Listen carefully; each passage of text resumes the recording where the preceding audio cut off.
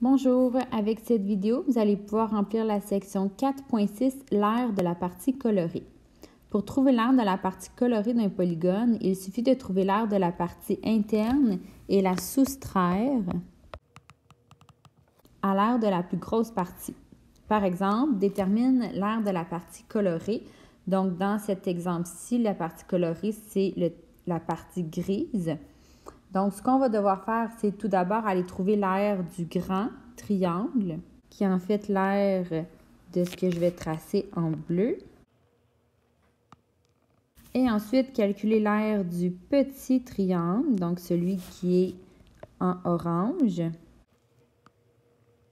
Et en les soustrayant, ça va en fait enlever le trou, donc le vide au milieu, ce qui va nous donner seulement la partie grise. Commençons avec l'aire du grand triangle. Donc, aire du grand, on peut écrire AG. On écrit la formule de l'aire d'un triangle, base fois hauteur divisé par 2.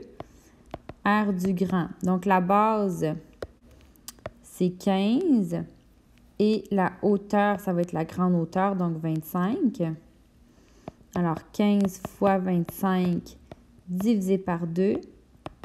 Ça nous donne 375 divisé par 2, ce qui nous donne une aire de 187,5 cm². Allons maintenant trouver l'aire du petit triangle. Même formule, R, et là on va écrire P pour petit, est égal à base fois hauteur divisé par 2. Dans ce cas-ci, la base est de 10 et la hauteur, c'est la plus petite, donc 20. Alors, est égal à 10 fois 20 divisé par 2, ce qui nous donne 200 divisé par 2. Donc, l'aire du petit triangle est égal à 100 cm².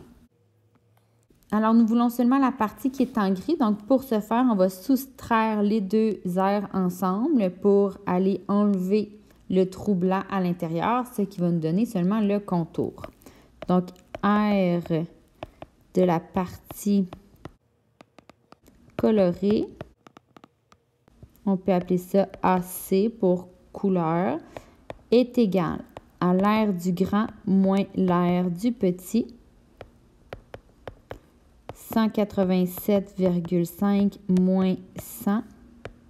L'aire de la partie colorée est donc égale à 87,5 cm².